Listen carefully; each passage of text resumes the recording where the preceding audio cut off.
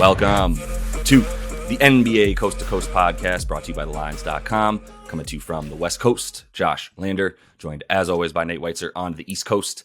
And it's Tuesday night here in the NBA, still just 6 games to choose from like we had last night on Monday. In this one, we're taking a look at those Cleveland Cavaliers. They are in Brooklyn taking on the Nets. Also got another game video up for you and our player props, so make sure to like and subscribe to that page and continue to follow along with us. Also head to thelines.com. That's the website we have up there with all the great written content for you guys and more, including the odds finder tool that we have up there. That's what Nate and I are using every morning, making sure we're getting the best odds available to us from these U.S. sports books. Nate, let's go ahead and jump into this little slate here for Tuesday night and then talk about these Nets and Cavs. And feel free to talk about / capitulate winning both those under and over bets last night that we disagreed on. But yeah, that's on you. What we got Wiz +1 at the Magic to start it off. And this game, Cavs are -3 at the Nets, 218 total. Pistons +14 at Atlanta. The Spurs +13 at the Pelicans.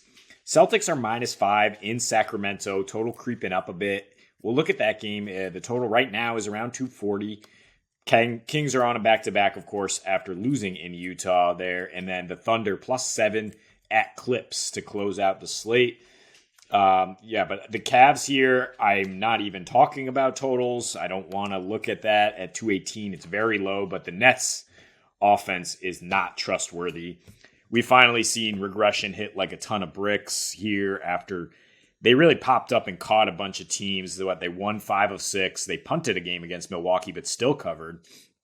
And they were just catching teams by surprise. Mikal Bridges suddenly looking like like an even swap for Kevin Durant in some sort of crazy 6-game sample size. And now he's still scoring 27 a game in their last 3 here, but with terrible efficiency. It's obviously regressed there, 105 rating.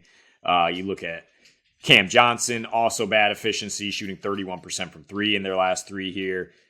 Nick Claxton has been good, but does not perform against the Cavs, as you would expect. They don't let him score down low, 5 points per game in 4 career against the Cavs. And Seth Curry's also been good offensively, but not defensively. I mean, he's a 120 defensive rating in these last 3, where the Nets are scoring under 102 a game.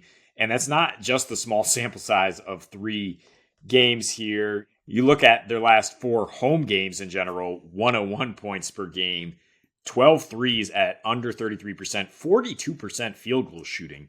And that's just always the concern, is like, where are the points going to come from when they don't have the 2 playmakers as we expected? They managed to kind of pull the wool over your eyes for a while, but now it's just looking awful. And it's like, sure, the first game was against the Bucks, the best defense in the league, without Drew and Giannis, though. And then these last 3 games are against Charlotte, Sacramento, and Denver, which is reeling. Denver, which is awful on the road defensively. So it's not like we're saying anything about the matchup here. It's just the fact that the Nets are not a good offensive team now, as we'd expect, and as the front office, frankly, should recognize that it's a year to maybe drop lower in the standings, or just, continue to see what they have. Look, just since the trade, again, zooming out, larger sample, at home versus on the road, they've actually been way worse offensively in the dead arena that is Barclays, right? The dark dead arena, scoring 103 a game versus 114 on the road, 7 fewer free throw attempts, worse 3-point shooting. In general, they're dead last in fast break point percentage, in paint points percentage. And so it's all about the 3 ball, right? Scoring the 6th highest percentage of points off threes.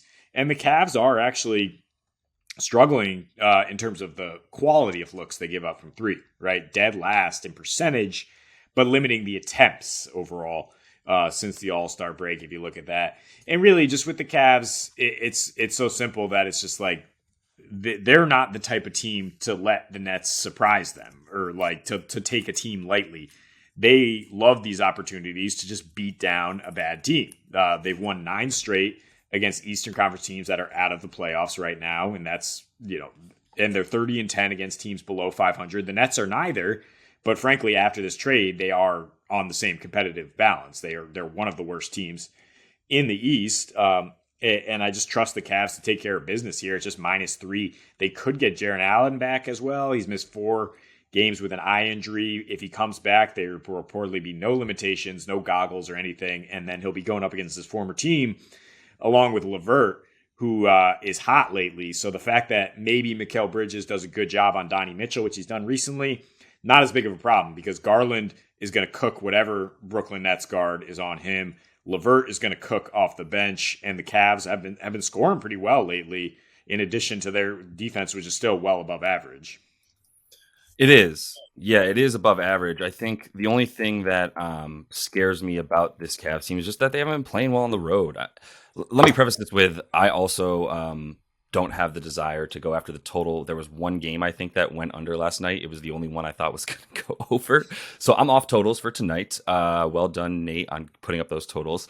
This one, Cleveland, right? And I'm going to talk about the struggles on the road a little bit for them since the All-Star break and even one game right before that.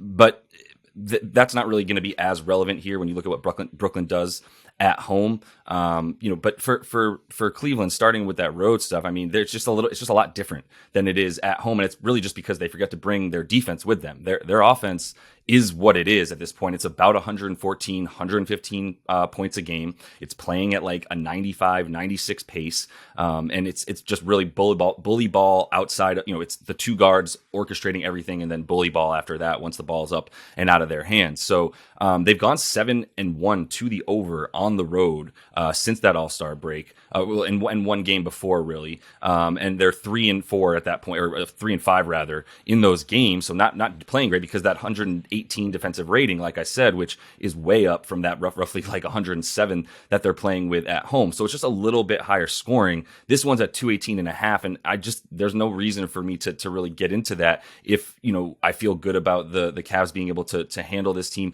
I don't want to say handle this team, but I just want to say that the way that Brooklyn needs to win is bombing threes and Mikal going off and then guys around him making all their threes. That's how they win. We talked about it directly after the trade happened, and we started the show with welcome to the new look Brooklyn Nets, and that's what they continue to be. The problem is that even though, like you said, Cleveland giving up a really high percentage from deep, they're not allowing you to shoot, right? Because defense is effort. And if you run around on the 3-point line and just give effort against those 3-point shooters, unlike the New York Knicks last night, who gave up 140 points because they didn't do that, then you're in a pretty good spot to just limit them to 11 threes, 12 threes. Let's say they hit 12 of 33s. Really great percentage. That's still just 12, and they're not getting any points in the paint. They're not getting points from anywhere else. They're getting 49% of their points from the 3-point line. Rather, they're shooting 49% of their shots from there. They're making enough to score like 46% of their points from three. So they're going to have to chuck, which does, bode well for them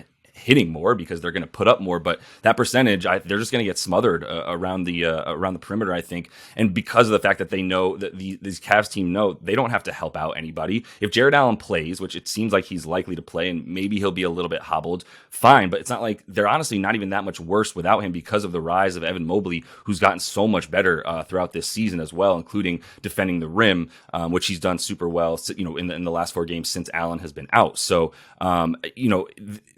there's not going to necessarily be any way for the Nets to get to the bucket at that point because I think they're just going to pack it in. And the Cavs they're a situational team, man. It's odd, but I like looking at the trends with them just as much as any team because they really do seem to have sort of a different style on the road versus at home and a different style in mind when they're the favorite. They've been one of the best teams as the favorite, second best percentage in covering on the season, 36-21 covering those games as the favorite versus the East. They're covering 27 out of 44 games, including winning those games by an average of 7 points. And then as the away favorite, which is a really weird, trend that not that many teams even have a record for because not that many teams are good enough to be favored on the road. But this team in 22 games that they've been favored on the road have covered in 13 of those, won in 19 of 22, and are covering by 7 points in those games. So they only need to cover by 3. That's why it's just like, this is too low, y'all. And even though, Mikal is someone that I would like to target because he scores so many more points at home and he's putting so many shots up no matter what because that's all they've got. It's just clearly not going to be enough because they control the tempo of the game when they're on defense, the Cavs. They can funnel the ball to where they want it and bring it right down low to where they have two of the best interior defenders in the league. And they'll control the boards, right? I mean, let's talk about the defense and the winning margins aside from their inability to score. the Nets are 28th in rebounding rate since the trade as well. Also allowing the most rebounds overall, the third most second chance points since the break. They're 21st in opponents' 3-point shooting and 22nd in paint points. The one thing they are limiting is points off turnovers. They are taking care of the ball, and the Cavs are scoring. The most percentage of points off turnovers in the league since the break. So that makes me shy away from the over a little bit. But the fact that the Cavs' second biggest maker is in the paint, and like we talk about, like Seth Curry playing or Patty Mills playing against some of these guards that now the Cavs are deploying 3 guards that can just get their own shot.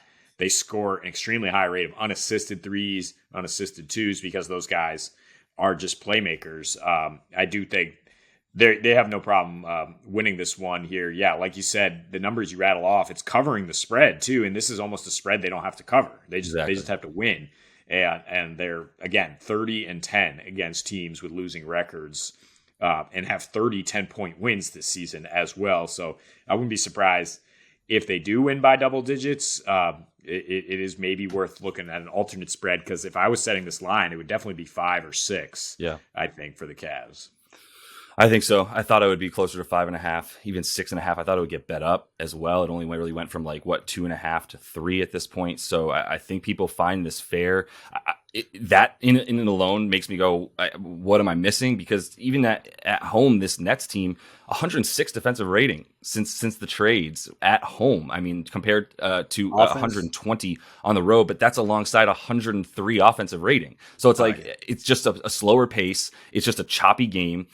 If they don't just if they don't just pour in 3-pointers and Mikal does things that we haven't seen before from him, then there's not much to believe in for them, and that's the anomaly here. And the Cavs themselves remain, one of the top 5 teams in terms of defending shooting guards. So it's not a position that you feel good about Mikal being able to go up on, as this Cavs team should be looking to stay ahead of the Knicks here and claim that 4 seed, which they can do with a couple more wins down the stretch. So, and then the Celtics are -5 with the Kings on a back-to-back in Sac. And total's been bet up a little bit from 237 to 239, 240, but it hasn't been bet up a ton considering the Kings' reputation again. And we were looking at the total last night in Utah, more looking at the fact that we thought Sacramento would be looking ahead to this game. And then sure enough, Lauri Markkanen sits, and then they come out with no effort. They get down big, but go on a tear in the third quarter, De'Aaron Fox leading the way, and still go over with a 248 total on the road. Now they're back home. They're on a back-to-back. They have crazy numbers on back-to-backs. Part of it skewed by that second highest scoring game of all time at the Clippers. But they're on the season averaging 252 with opponents there in some close games. They did go way under in Brooklyn, but we talked about the Nets' putrid offense right now in that other video. That was during a long road trip for the Kings. They are now back home after said long road trip. And their previous home game on a back-to-back, 272 with the Minnesota Timberwolves, who granted are suddenly looking like a shootout team again after playing great defense all year. So they tend to go over in this spot for sure. 5-3 as home dogs to the over versus they do go under on the road as underdogs, and they tend to bounce back from losses as well. I mean, that's how you maintain your status as the 2 seed in the West, right? 7-2 straight up, 6-3 against the spread. Their last 9 at home after a loss with Domantas Sabonis. I'm throwing it out that they lost 2 in a row without him against the Nuggets. Then he returned, if you guys remember, around Christmas, and they beat the Nuggets when the Nuggets were red hot.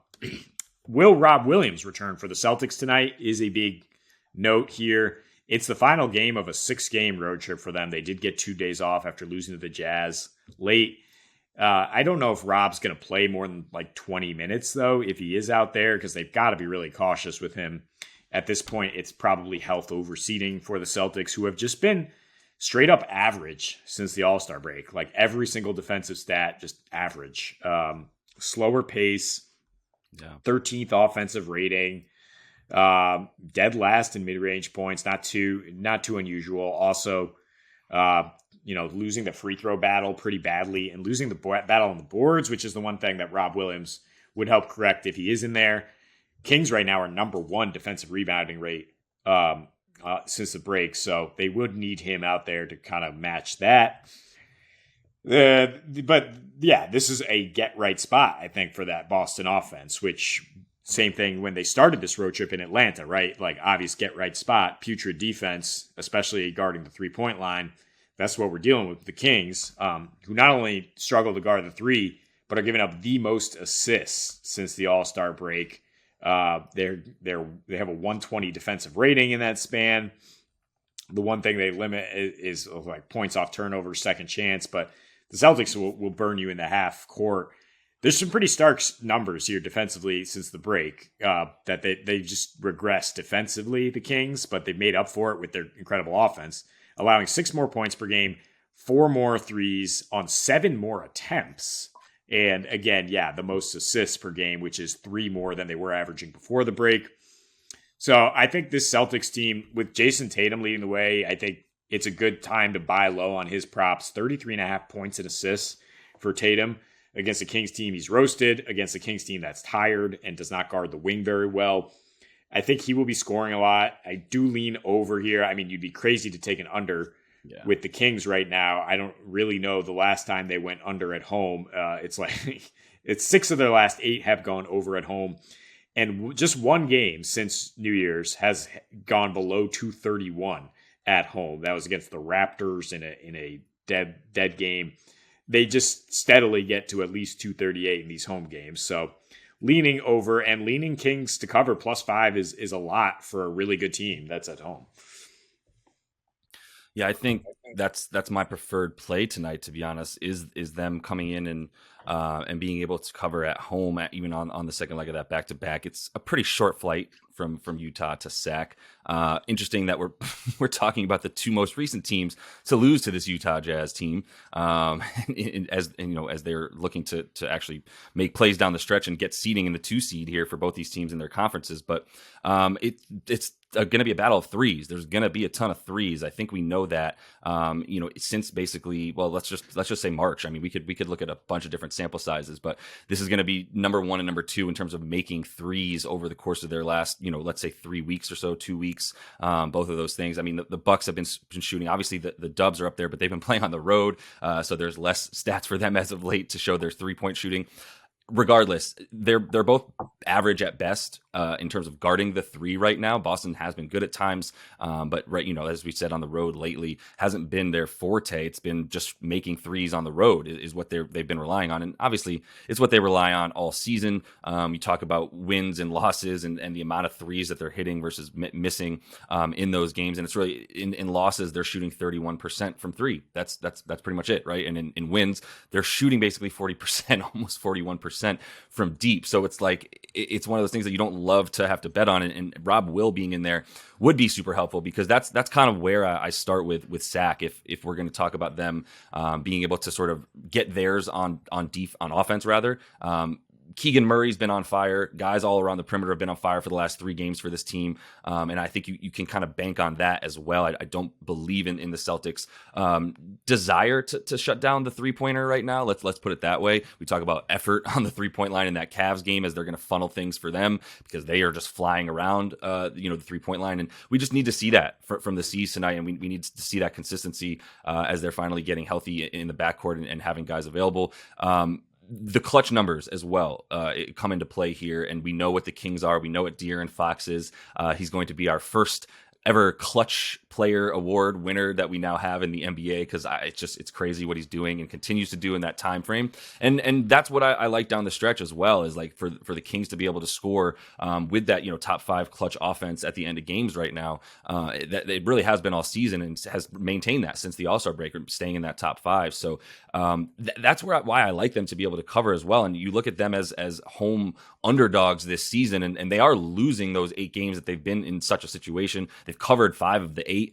They're losing by like 1.5 points. So it's basically like a pick 'em for them when they're the underdog at home. And 4.5 points is just a bit too much. Maybe they're talking about no rest, and that's why they think this is. But like we said, we were looking ahead at the no rest in a way that was like they're going to make a comeback. But even when they made the bulk of their comeback in that third quarter to try to even bring it closer than the 20 points they were down for most of the first half, that was mostly Keegan Murray hitting a ton of threes. You had Trey Lyles in there. Murray hit 3 in that third quarter, or 4 rather. You had Trey Lyles hitting a couple, and then De'Aaron Fox did his thing too. They got a ton of fast break points, and the fast break points, they're not necessarily going to be easy to come by against the Celtics team, but it's not a team in the Celtics that have been getting back on defense as of late. I mean, they're 11th in stopping fast break points on the road, specifically in the last like 2 weeks, or overall, not even on the road. They're 11th overall in stopping fast break points, but that number goes way down when they're on the road. They do give up more fast break points there as well, failing to get back. So yeah, I think the sort of like tired legs narrative here isn't really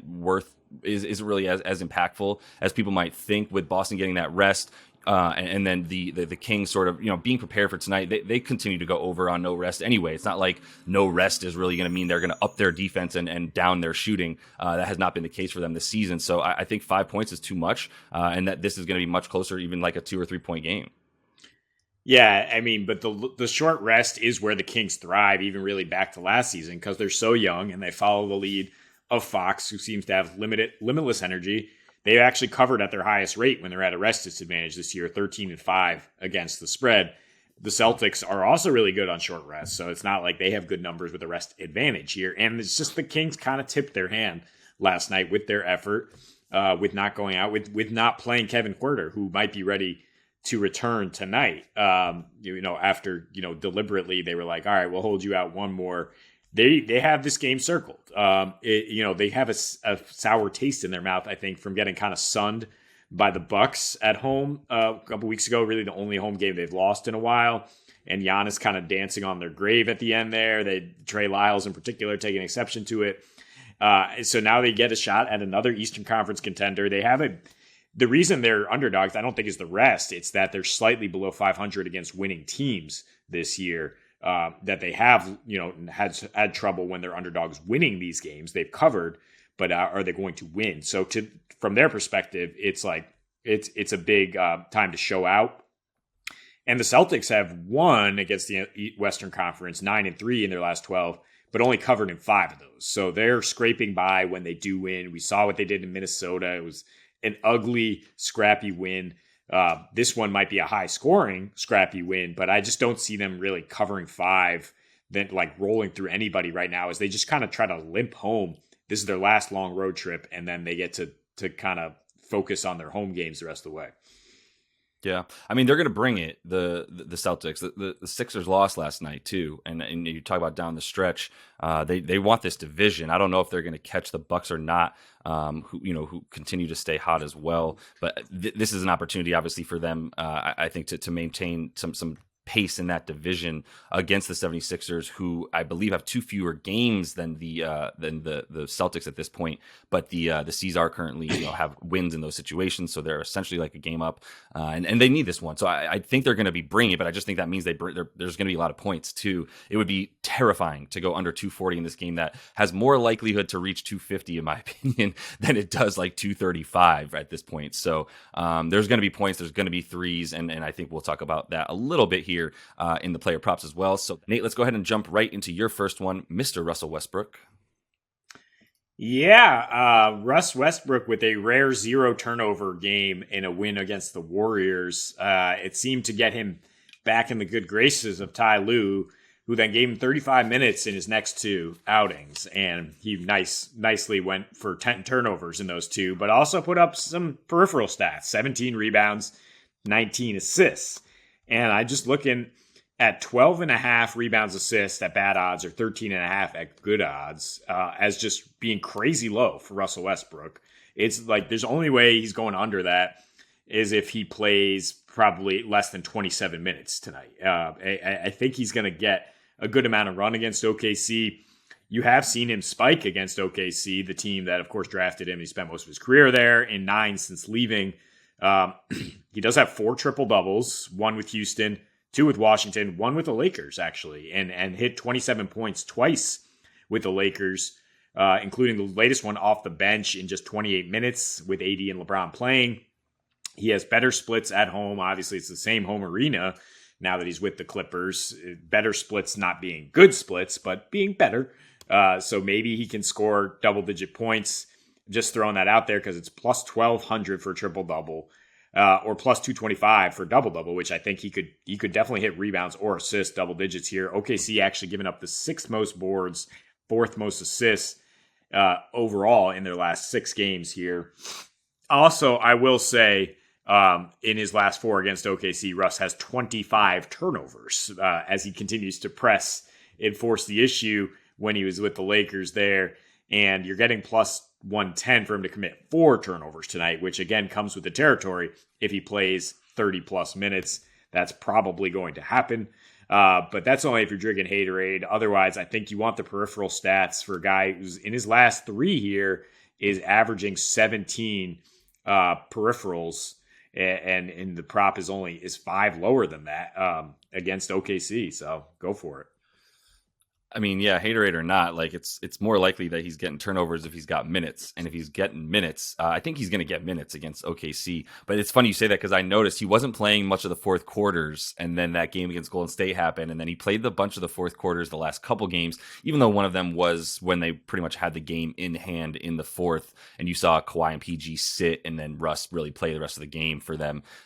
So we'll see how that works out tonight. OKC, don't sleep. Like, this team is nice right now. Jalen Williams is their second best player, the rook, and they're playing super well. So there's going to be opportunity. It's going to be a game either way, and there's going to, if Russ gets the minutes, then I like all the stats for him as well for sure. So let's go on to Mr. Jason Tatum and his points and assist prop. You can also talk about his 3-pointers, but 33.5 points and assists or over 3.5 threes. That gets you plus 128 on FanDuel. Good find by Nate there using that odds finder tool. And it's a Kings Celtics game in Sacramento. There's got to be some points.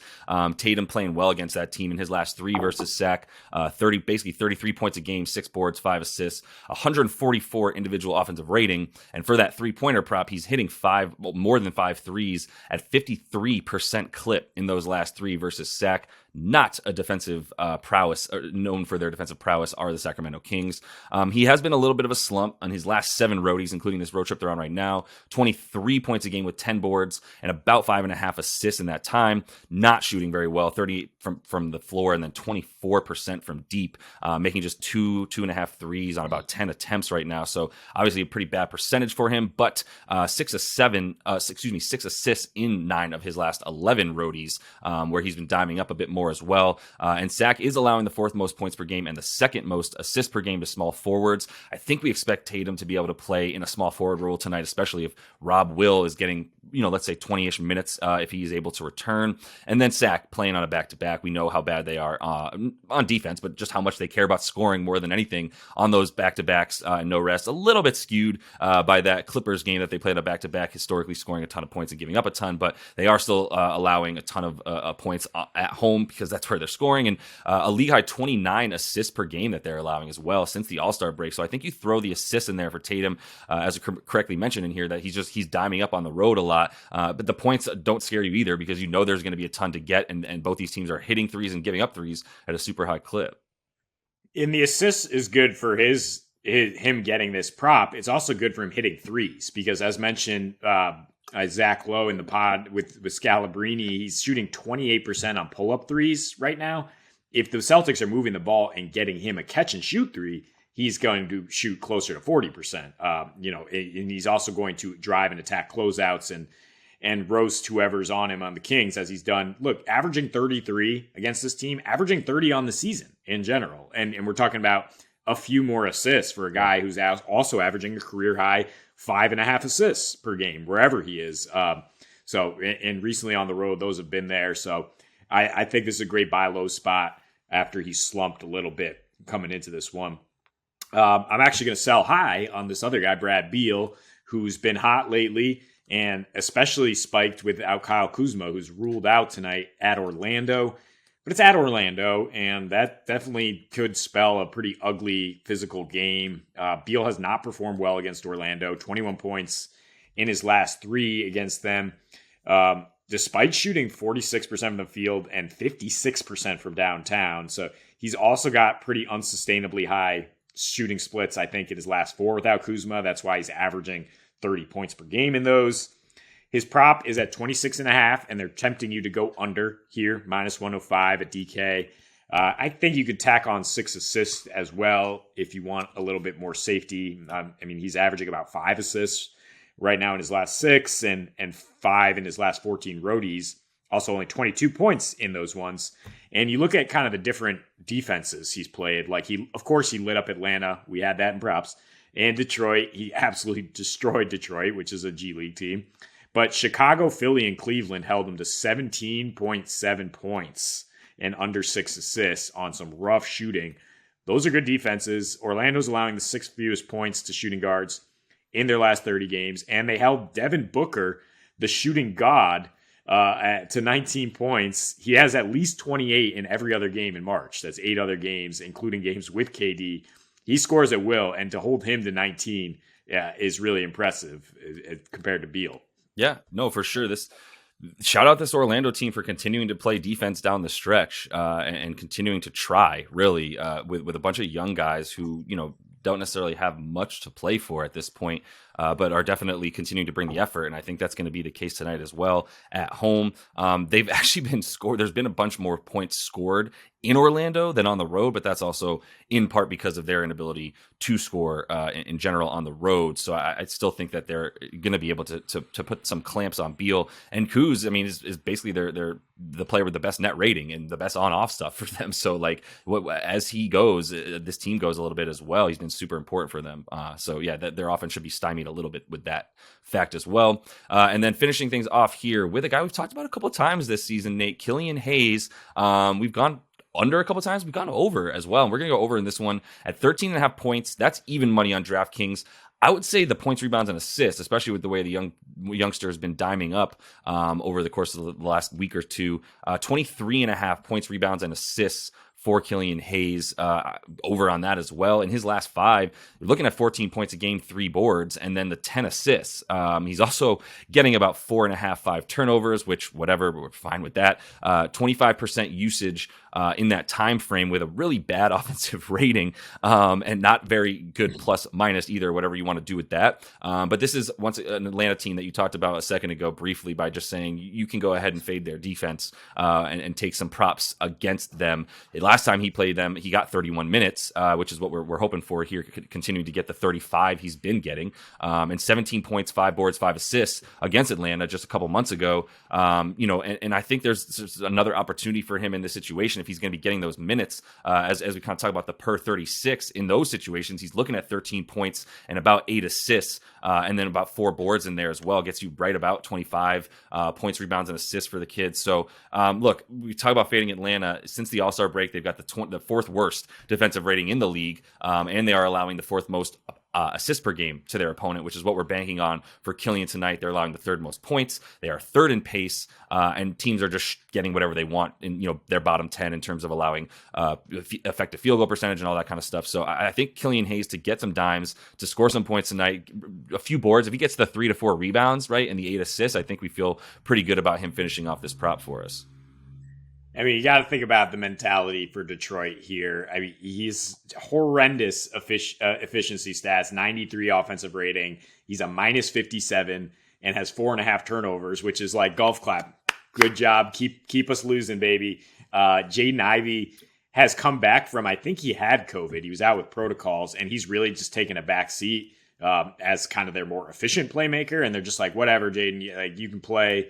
Just go out there. So between Killian Hayes and Rodney Magruder, who I do not see props up yet for because he is such a fringe star, but he's been lighting it up lately. I would be all over his props when those do come up, all over him in DFS here tonight as just a total yeah, go out there and make a name for yourself, Rodney, because we have no interest in winning these games. And Atlanta has no interest in playing defense. So you can definitely get numbers against this team. Poor Rodney McGruder catching stray. Shout out K-State. Shout out Rodney McGruder and this Pistons team that tanks like as well as anybody.